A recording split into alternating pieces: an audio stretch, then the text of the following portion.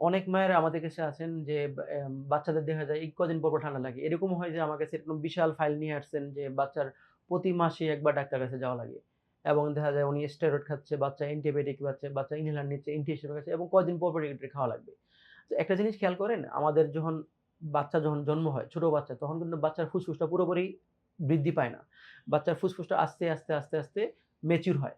তো এটা কিন্তু প্রায় ২৫ বছর পর্যন্ত বাচ্চার ফুসফুসটা ম্যাচিউর হয়।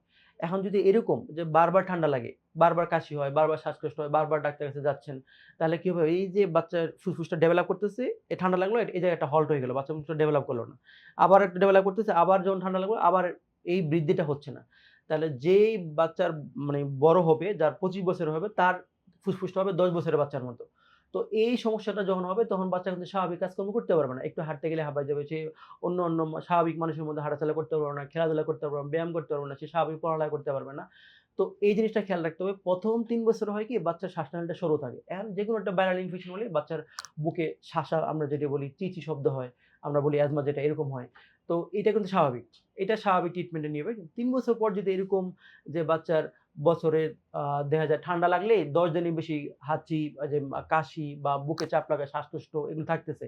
একবার ঠান্ডা লাগবে, এটা ১০ দিনের বেশি এই সমস্যাটা থেকে যাবে। এবং এটা যদি দেখা যায় বছরে ৩ বার বেশি হয়, অথবা বাচ্চা পুরোপুরি সুস্থ কিন্তু একটু খেলতে গেছে, একটু হাসতে গেছে, দেখা যায় বাচ্চার কাশি, শ্বাসকষ্ট বা বুকে চাপ লাগতেছে। এবং সাথে যদি আমরা বলি ফ্যামিলিতে যদি কারো অ্যালার্জি থাকে, কারো অ্যাজমা থাকে বা কারো শ্বাসকষ্ট থাকে, তাহলে দেখবেন যে এই বাচ্চার পরবর্তীতে অ্যাজমা হওয়ার পসিবিলিটি বেশি।